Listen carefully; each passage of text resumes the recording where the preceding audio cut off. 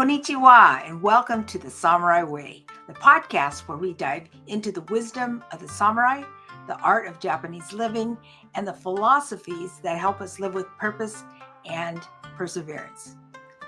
I'm Lori Sagawa, and whether you're here to explore Bushido, the samurai, uncover the meaning of Ikigai, or just looking for a little extra ganbaru, never give up spirit in your daily life, you're in the right place. So grab a cup of tea, get comfortable, and let's walk this path together. Are you ready? Let's begin. Konnichiwa, minasan. Hello, everyone, and welcome to the Samurai Way podcast. And today we have a special guest for you, and I will introduce him to you so you won't believe what an amazing privilege this is. So please take it away, Frank. Yes, I'd like to introduce your host today. She is author. She is a speaker. She is samurai. So my advice is don't make her mad. Because No, you don't want to make me mad. like your head, don't make her mad. Lori Sagawa. Thank you, Frank. Well, honestly, this is really a privilege today because it's special for so many reasons. But one of them is that we have with us Guinness Record holder of TEDx Talks, 13, and he's going to be going on 14.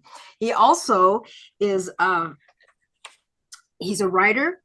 And he also wrote for The Tonight Show for 20 years. Now, how many people have done that? His speaking is informed by his lifetime of depression and suicidality and coming close enough to ending his life that he can tell you what the barrel of the gun tastes like. He turned that long, dark journey into the soul of 13 TEDx Talks, sharing his life-saving insights with corporations and associations. He shared the stage with, now get this, comedians Jeff Foxworthy, Adam Sandler, Jerry Seinfeld, Dr. Ken Jeong, Ellen DeGeneres, Dennis Miller, and Bill Hicks, as well as entertainers Lou Rawls, the Beach Boys, Randy Travis, and Nancy Wilson. On top of that, he has survived 2 aortic valve replacements, a double bypass, a heart attack, and losing to a puppet on the original Star Search, and has lived to joke about it all. So please help me welcome today our guest, Frank King. Yes, as I like to say, Lori, I'm living on borrowed time and I'm upside down on the loan. It's yeah, apparently I'm hard to kill.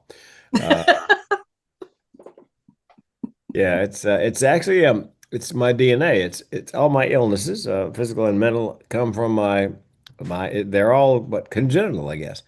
In my mother's family, generational depression and suicide. My grandmother died by suicide. My mother found her. My great aunt died by suicide. My mother and I found her. I was 4 years old. I screamed for days. And many of my relatives have mental illness. I think I have one cousin who does not have mental illness. Also, on my mother's side of the family, I inherited the cholesterol of a deep fat fryer, and this cousin also doesn't have high cholesterol. We all hate him with a purple passion. I'm kidding. We love him dearly. But how he dodged those bullets, I will never know. Yes. The good news is all of my family, both sides, very funny. That's how I think I ended up being a stand-up comic. I told my first joke in the 4th grade at 9 years old. The kids laughed. The teacher was hysterical. She had to excuse herself to go to the teacher's lounge. And years later, I bumped into her and I said, Miss Dark, why did you have to go to the teacher's lounge? She said, Frank, that was the funniest thing a child ever said to me before or since. I was laughing so hard, I was afraid you would misinterpret it and it would break your heart. And then she said, what are you doing now? I said, I'm a stand-up comic. She goes, duh. Yeah, I think people ask, were you born funny? Yes, as a matter of fact, a funny thing happened on the way down the birth canal. I do believe I was really born funny. And occasionally I get the question, Lori, tell me about yourself. Okay, well, I'm a comedian. No, not what you do, who you are. Well, at the risk of being redundant, every fiber of my being is a comedian. I can teach you to write, stand up, and perform it. I can't teach you to process the incoming information the way my brain does. That's why I believe I was truly, born to be a comic because I just see the world funny. My sister says I see the world a bubble off plum. Um, but yeah, I just my brain just turns things around in a flash, and I find the funny. Mm. And one thing you wanted to speak about was Ikigai, and you shared with me about your Ikigai moment. And would you like to share a little bit more about that? How you knew what your Ikigai was, what you knew you Uh, would do? well, as I mentioned, I told my first joke in fourth grade, and then in high school they had a senior talent show. And I'd been taking drama, Lori, for 3 years. I'd never gotten a speaking part in any production, and I'm not that bright, but I thought I saw a pattern. And and I realized if I did stand up at the talent show, I could write, direct, produce, and star in my own little show every night. So nobody had ever done stand up at the talent show. I did stand up, and I won. Of course, I beat the accordion player and the folk dancers. It wasn't a real, big victory. But hey, a victory is a victory. Yes. But I told my mother after I graduated high school, I'm going to Los Angeles to be a comedian. And she said, because she's big on education, all the women in my family going back generations had college educations. She goes, you're going to college first. I don't care what you do when you get done. You can be a goat herder for all I care, but you're going to be a goat herder with a college degree. So, so, so I went to UNC Chapel Hill, picked up a couple of college degrees, and then I bolted for the West Coast. And here's where the Ikigai comes in. April 1st, 1984, I did my first open mic night. They give you 5 minutes. And halfway through my little 5 minutes, I heard a voice inside my head. And it said simply, you're home. Whoa. So apparently I was in the right place at the right time. And I've had that experience a couple of only two other times in my life where I realized I was, it was exactly what I should be doing. And at that moment, I decided, Lori, I was going to do it for a living. I had no idea how. I've threatened to write a keynote called What Could You Do If You Didn't Know No Better? Because I had no idea how hard that was. Thank goodness, because I might not have tried it. So after that night, that open mic night, 18 months later, I said to my girlfriend, now my wife of 38 years, I'm going on the road to be a comedian. Do you want to come along for the ride? Thinking she'd go, oh, hell no. And she goes, yeah. So we gave up the apartment and our jobs, jumped into my tiny little Dodge Colt, and we were on the road together 2,629 nights in a row, nonstop, no home. That's 7 years and change, comedy club to comedy club, beer bar to beer bar, drunk idiots screaming, tell us some jokes we can dance to. That's a quote. It was a fun time. That's when I worked with Seinfeld and Adam Sandler. Actually, opened up for Seinfeld, opened up for Adam Sandler at Duke University. And man, it was a horrible night. 1,000 kids, 1,000 students, and they're expecting Adam Sandler. They don't know I'm coming. They don't know there's an opening act. So this is how it went. Ladies and gentlemen, one night only from Saturday Night Live, Adam Sandler. Now, some guy you don't know telling jokes. You suck. So I got 30 minutes of you suck. And I had to be clean. I had to keep it clean. I couldn't go after the people who were heckling me. I had two friends in the audience, Laurie, that I went with, I came with. They said, Frank, we got to apologize after it was over. We have to apologize. We had to boo you because if we didn't, everybody would get suspicious that we knew you. So my friends were booing me in the audience. Well, I get backstage after my set, and there sits Adam Sandler tuning his guitar. And he goes, Frank, oh man, I am so sorry about that. I go, Adam, we know how it works. If you got somebody who is famous performing and the crowd doesn't know you got an opening act, that's the price of admission. That's I got my check in my pocket. I got paid. I did my 30 minutes. I can live with that. So that's Seinfeld and I worked together in Raleigh at a club in Raleigh. Had dinner together. He gave me some great comic advice. Ellen DeGeneres, worked with her in San Diego. Paula Poundstone, Dennis Miller, San Diego. Lou Rawls, as you mentioned, at the Hotel del Coronado. If you've never been, it's an amazing hotel. They had two shows on New Year's Eve, and Lou was the headliner. You'll never look like mine. Really nice guy. So yeah, it was fun working out open for the Beach Boys, for Randy Travis, the Fifth Dimension. It was a great that road trip was an amazing adventure, and like I said, my lovely wife came along. I'm not sure, Lori, I could have done it without having her along Uh-huh. with me because it's a lonely existence on the road, comedy club to comedy club. So Uh-huh. I'm sure. And Jay Leno, I think I Hmm. mentioned Jay Leno. Wrote jokes for him for 20 years. I had my first open heart surgery. First phone call I got after I got out of ICU was Leno. And the twist in the story is I'm in my regular room at the hospital, and a friend of mine, a comedian's with me, and the phone rings, and I can't reach it, so he grabs it, picks it up, and it was Leno. And Leno goes, "Hey, let me see the Frank King." Well, my comedian friend thought it was another comic doing a Jay Leno impression and hung up on him. So Leno calls back and goes, "No, it's Jay Leno." And my friend goes, "It's Jay Leno." And Leno said, "Hey, heard you had heart surgery. Good thing you didn't have it in LA. They take it out and leave it out." And he's a really nice guy. And I don't know if I mentioned this last time, but I'm a co-author on 4 books on men's mental health. Mm. They're anthologies. Each book has 12 guys, 12 issues, substance abuse disorder, bankruptcy, divorce, mental illness. Each one has a story of it's like 1,500 words. First 500 words, life is good. Second 500 words, life goes bad. Last 500 words, how he's coping. Because we've discovered that men tend to take advice from men. So we figured if we could do a book, and we're only going to do one book to begin with, we could find 12 guys who are willing to be honest about their struggles. We thought 12 was a stretch. Then we could do the anthology, and and we got 60 guys. So we ended up with 4 books, 12, 12. We selected 12 authors for each book. I'm in there twice, actually. I put in a couple of stories of, mental health stories. Anyway, I called Leno, called his office at Big Dog Productions, and spoke to Helga, his assistant. And I said, "Do you think Jay would write a blurb for our 4th book? Because we could really use the marketing bump." She goes, "Oh, yeah, absolutely." So this is what Jay wrote.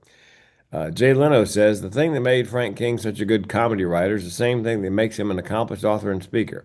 It's the ability to discuss and explain difficult subjects with empathy, compassion, and humor. If you're suffering with some of the subjects discussed in this book or just trying to understand someone who is, I couldn't think of a better tool." Wow. Yep.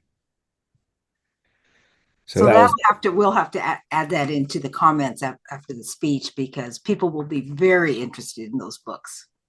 yeah, they're called Guts, Grit, and the Grind, a Mental Mechanics Manual. And you know what? I give away a copy. If you go to my website, Lori, the lead magnet, as they say, is a free copy, first volume, an audiobook, unabridged, and I narrate it.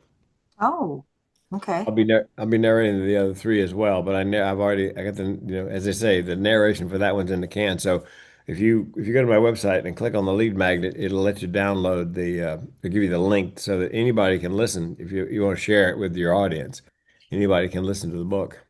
Well, thank you. People will really enjoy it. I've met people since our first, about a month ago when you spoke, and I've met people that have been affected by suicide. So the reason I chose Frank and asked him for this particular day because this is September 10th, the National Suicide Prevention Day. And so that's one of his passions, and people seem to resonate with that. So that's why I chose Frank to be this to speak on that topic today. So if you'd like to speak about that. Yes, yes, that's how I make my living these days. I speak on suicide prevention specifically as a workplace health and safety priority. Workplaces often, Lori, they emphasize physical health over mental health generally. Uh-huh. And oddly, ironically, just depression costs businesses more, U.S. businesses more in lost productivity, absenteeism, presenteeism, and hard medical costs than heart attack, stroke, and diabetes combined. And so Wow. it needs to be there's a great website, by the way, if you have a business and you want to, if you want to work on the suicide problem, it's workplacesuicideprevention.com, workplacesuicideprevention.com. And the great thing about that website, one of my co-authors put that together. Everything on there is free and it's Mm. chock full of resources. You say you what you do is you take the pledge to make mental health a health and safety priority. And there's all kinds of resources, it tells you when you should be holding meetings and what you should be talking about. And there's downloadables of posters and things you can put around your workplace. And it's just a great resource. When I got the gig as co-author, Lori, is two women. One of the women, Sarah Gare, she teaches suicide prevention to first responders, mostly men. And she wanted to give one of the guys a book on men's mental health. Well, she went to Barnes and Noble, brick and mortar, couldn't find anything, went to Amazon online, nothing. Mm. No book specifically. So she thought, well, there's a vacuum. So she got together with Dr. Sally Spencer Thomas, who created workplacesuicideprevention.com, and they decided they would write a book. This one book they decided to write, this anthology. And so I knew Sally. She called me and said, Frank, would you make this book funny? And I said, Sally, wait a minute. You two ladies are writing a book on men's mental health? Don't you think you might need a co-author who is, I don't know, a man? She goes, a man.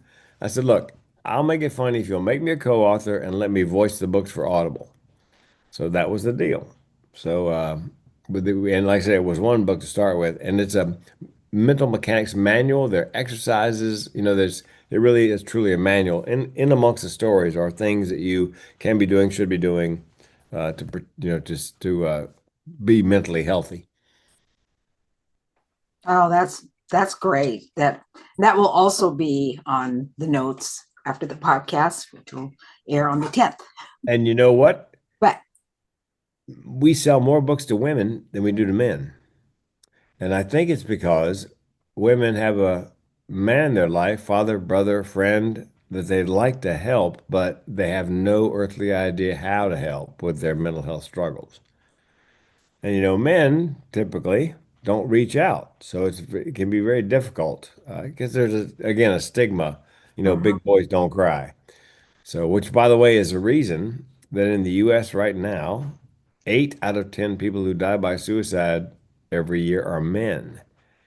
And it's in part because of that, they call it toxic masculinity or big boys don't cry, because Mhm. men tend not to reach out to get help. That's another reason we wrote the book. We figured if you pick up the book and we made it look like an automobile owner's manual, the metaphor is the brain as a car engine brain.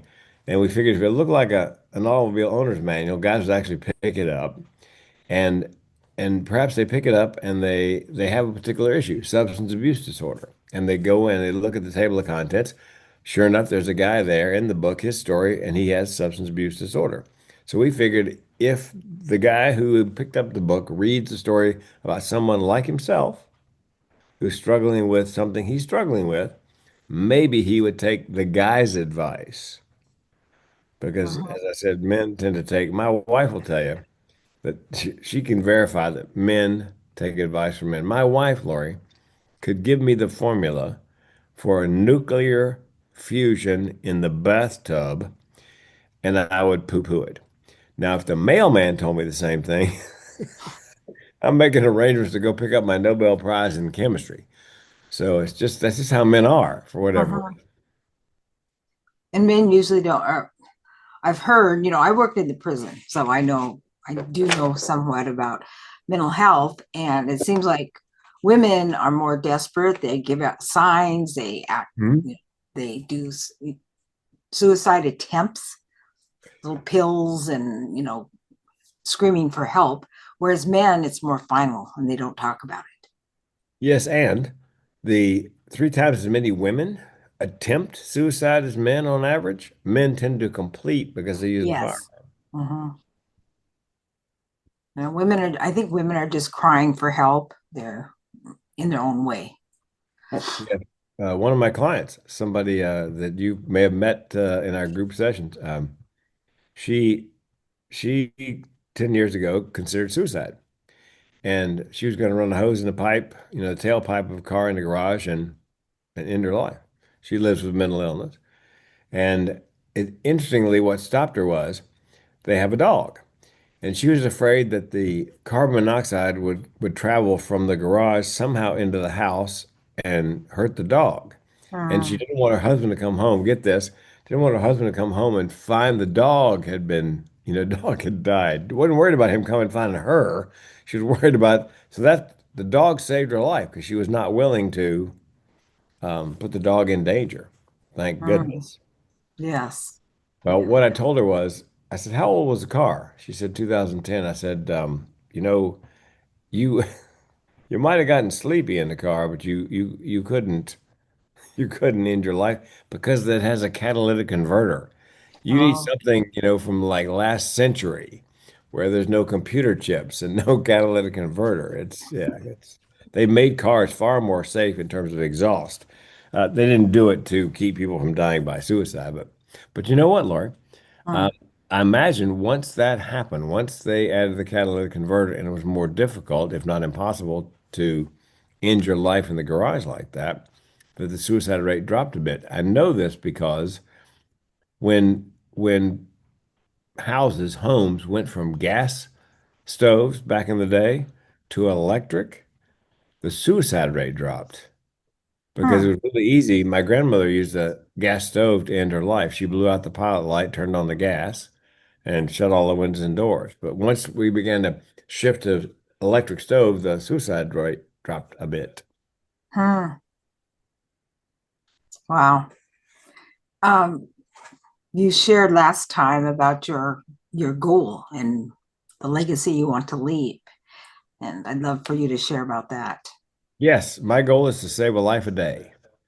And Mm-hmm. I I think I told you after I speak, we do general Q&A. And then I tell the audience before we do that, I say, look, if you got a story you want to share, or, question you want to ask, and you don't want to ask everybody in front of everybody, I'll hang out another 30, 45 minutes and take those individually. And there's always a line, Lori. Sometimes it's just two people, sometimes it's 10. And because what I do on stage is, I believe, is I'm vulnerable. I talk about my own struggles, mental illness, and near suicide. Gives other people permission to give voice to their feelings and experiences. They know that I'm not going to harsh on them. I'm not going to judge them. I'm just there to hear their story, answer the question. Most of those conversations start like this. I've never told anybody this Mm, because of the stigma. There's a stigma mm-hmm. attached to mental illness and a separate stigma attached to thoughts of suicide. So, and I'm thinking some of those people that by hearing the story or answering their question, I might have steered them just far enough off the path to suicide that they'll lead a normal life. I think I told you that I have something called chronic suicidal ideation, which is relatively rare. It means for me and people in my tribe, the option of suicide is always on the menu as a solution for problems large and small. And I tell the audience, when I say small, my car broke down a couple of years ago. I had three thoughts: get it fixed, buy a new one, or kill myself. And almost every time I've spoken, Lori, there's been somebody in the audience who has that. And almost invariably, they don't know it has a name. They think they're Mm, just got a freak and all alone. I did a dental conference, and all the dentists are leaving the room except for one woman's walking toward me. And I can see from where I'm standing, she's crying. And she gets up to me, she's crying so hard she can't speak. mm, And I said, I took a chance and said, you have chronic suicidal ideation. She nodded her head. mm, I said, you didn't know it had a name. Nod. I said, well, do me a favor. When you get home, I said, do you have a therapist? Nod. Tell your therapist everything you learned today. And for goodness sakes, tell them you Googled it. Don't tell them you learned it from a comedian. And a week later, I got an email from her. And I said, Frank, I think I went to that I attended that dental conference in large part simply to meet you. You have changed my life, and I cannot say that about a lot of people. wow. So it's very therapeutic for me. It's one of the reasons Yes. it's one of the reasons I don't end my life because I sort of feel like I think I may have told you like George Bailey and It's a Wonderful Life. I've been shown what these people, like that woman's life, would be like if I weren't there simply to hear that story and reassure her that it's a thing. And if I killed myself, I would take people with me like her who never had a chance to hear my story and share theirs. So I'm Hmm. stuck.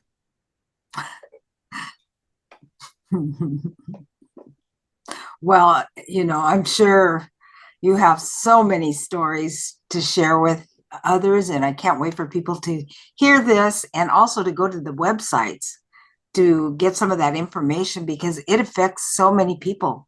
I don't know of many people that it doesn't affect. It's affected my life, in a family, um, relative. So it's actually a couple relatives. Really sad. It was when I was pretty young. But Well, that makes you a suicidal loss survivor, which is that's a mhm, large group of people. Didn't you say you mhm. had an acquaintance whose son recently died by suicide? Yes, he was only latter 20s. Yes. And I have advice for parents oftentimes. When a parent tells me they have a child who's living with child or a young adult who's living with depression, thoughts, suicide, my advice is to join the conversation in their head. And it goes like this. I wouldn't say to the young person, but you have so much to live for, because as someone with suicidality, I can tell you that doesn't put a dent in it. Mm-mm. What I would say is, look, I bet it's crossed your mind that you're a burden to the family.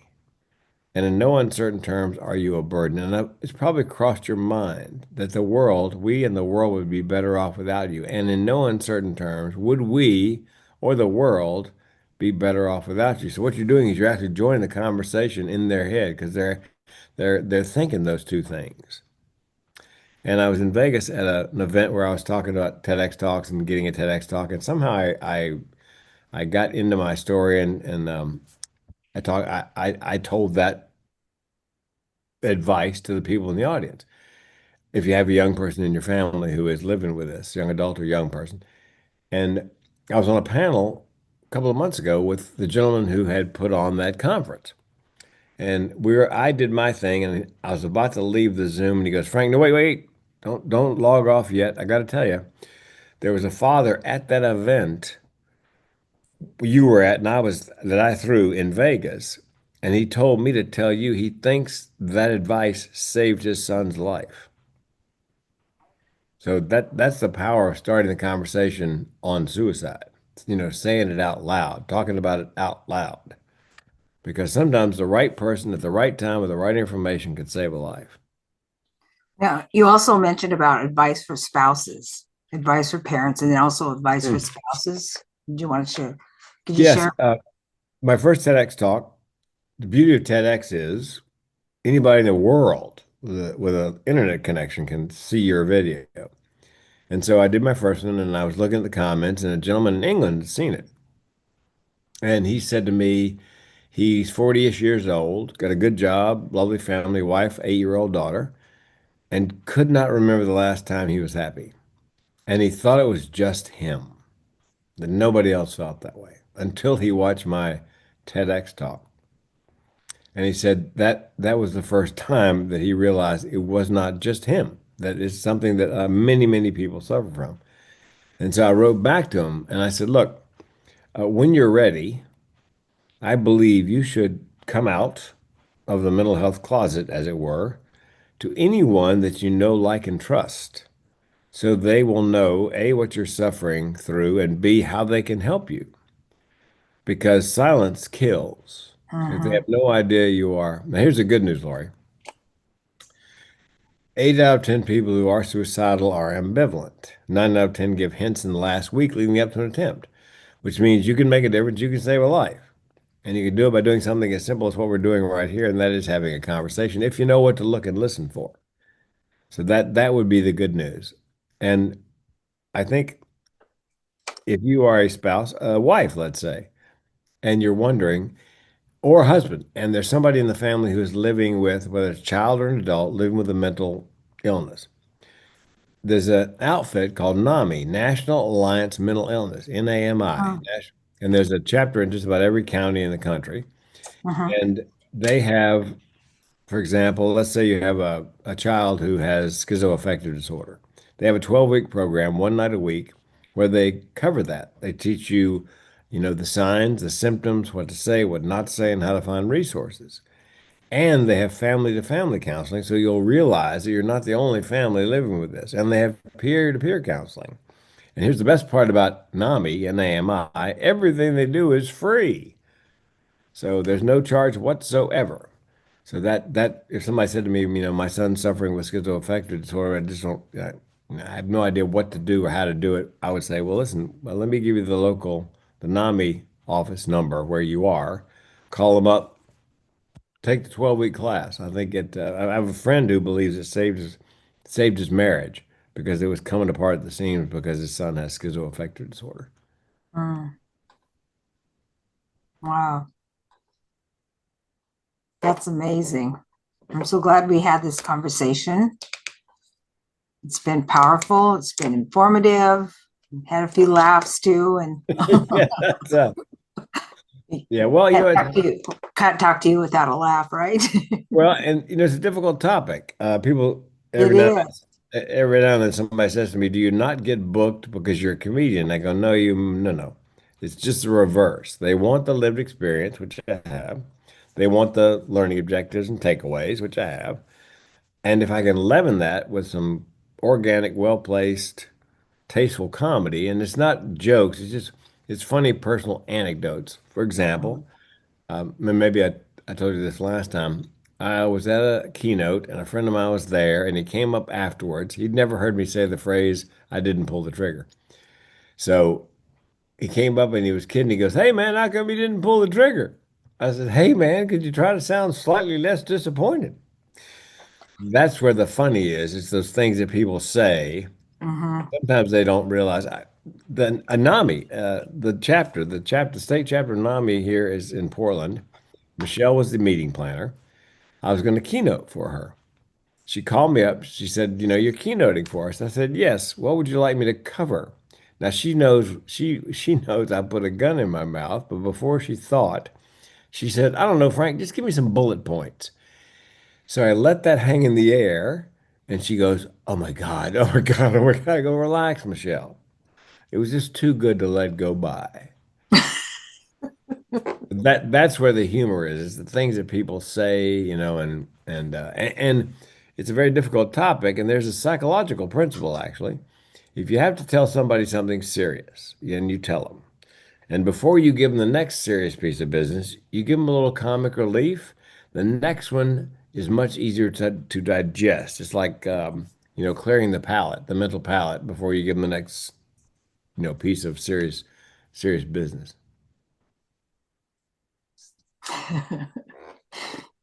You must have fun doing that. Mm. It is amazingly rewarding. I mean, I've told you the stories of people. I told you I spoke on a military base and did I did 3 shows, I think, for the soldiers. And several months later, the base psychologist whom I'd met sent me a direct message on LinkedIn. And he said, "Frank, a soldier walked into my office this morning and said, I'm depressed and suicidal, and I'm here because Frank King said I had to tell somebody." So I guess that was the life I saved that day. That's right. You may never know all the ones. I mean, just the ones that you know, it's must be so rewarding. Oh my God. Yeah, it brings me to tears oftentimes when something like Mhm. that, and hopefully I imagine there are a lot of people that I've impacted somehow or other that I'll never know.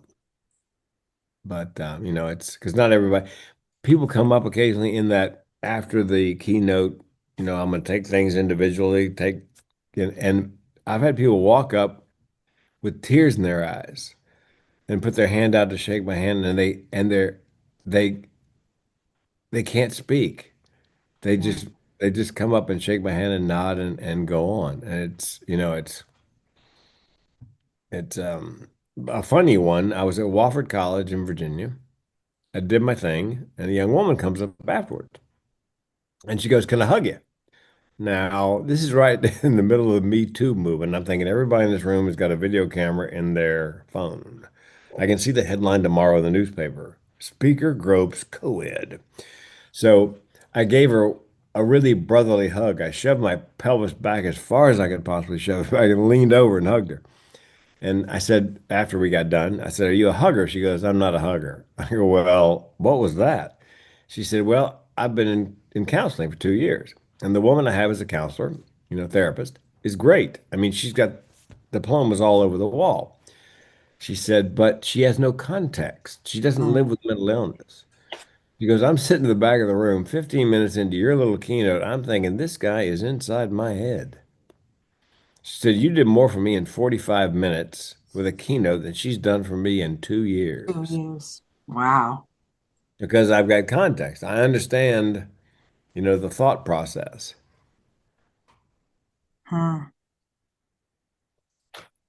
That is different. I mean, a lot of times people, they say, "Oh, he gets me or she gets me," and they must feel that with you because you have life experience and you're willing to Yeah. talk about it.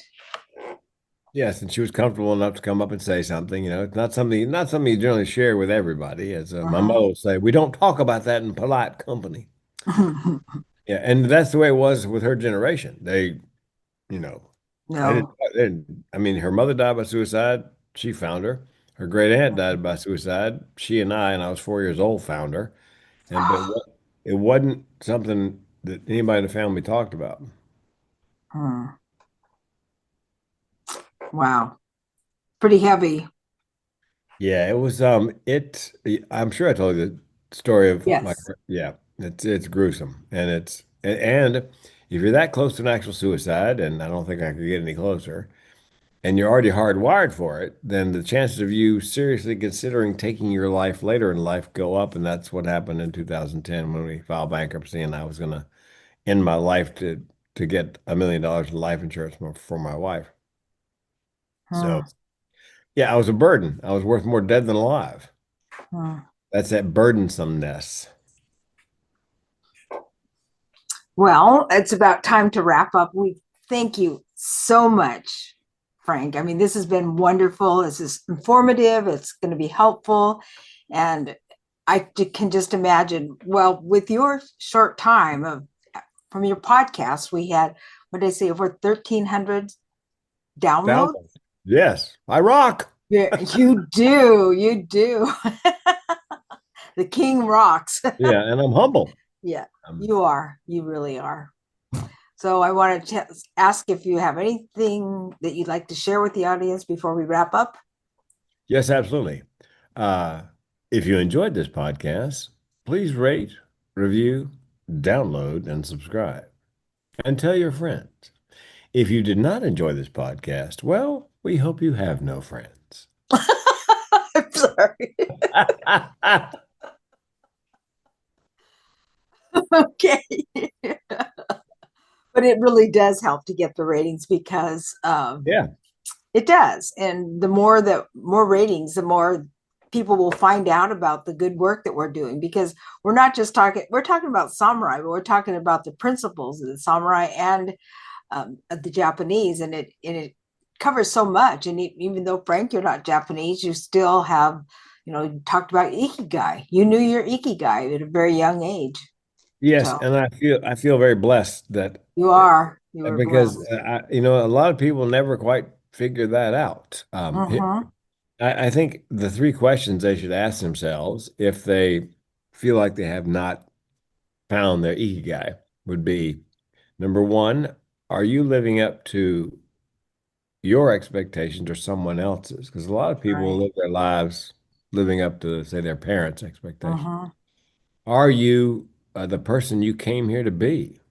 And three, are you doing what you came here to do? Because a lot of people never ask themselves those questions. And that can help focus all of a sudden. No, no, and no.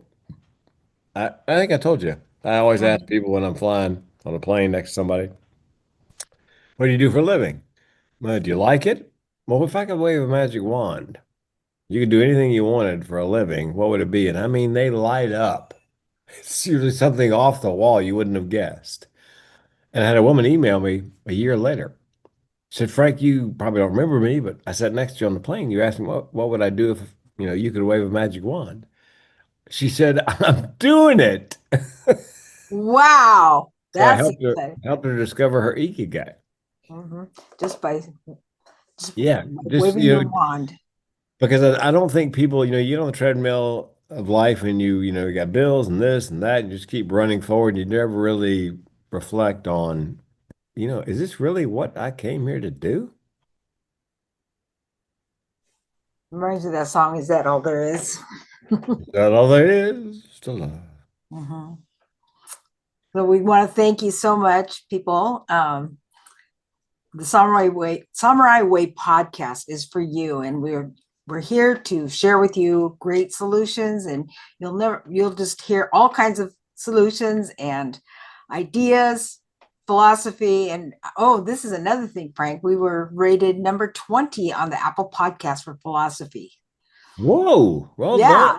Yeah, isn't that amazing? Yes, I'm just amazed. And it is so much fun doing this podcast. I am having really a lot of fun doing it. Yeah, number 20, and you haven't been doing it that long. No, I think since March. We have Mm, 25, 26 episodes. yes, and two of them now are mine. Yay. Oh, thank you so much. And I want to say thank you everyone for joining us, and subscribe, like, and share, as Frank said. We would really appreciate that. So until then, you walk the samurai way, and we'll see you later. Bye for now. Bye. And that's a wrap for today's episode, The Samurai Way. I hope you found a little inspiration, a new perspective, or just something to reflect upon as you go about your day. Now remember, the samurai spirit isn't just about history. It's about how you show up, face challenges, and live with purpose. Whether it's Ikigai guiding your path or a little extra Gambaru pushing you forward, keep walking strong. If you enjoyed this episode, be sure to subscribe, share, or leave a review. It really helps. And if you've got some thoughts, questions, or you just want to connect, just contact me. So until next time, stay focused, stay determined, and keep living with purpose. Mata ne.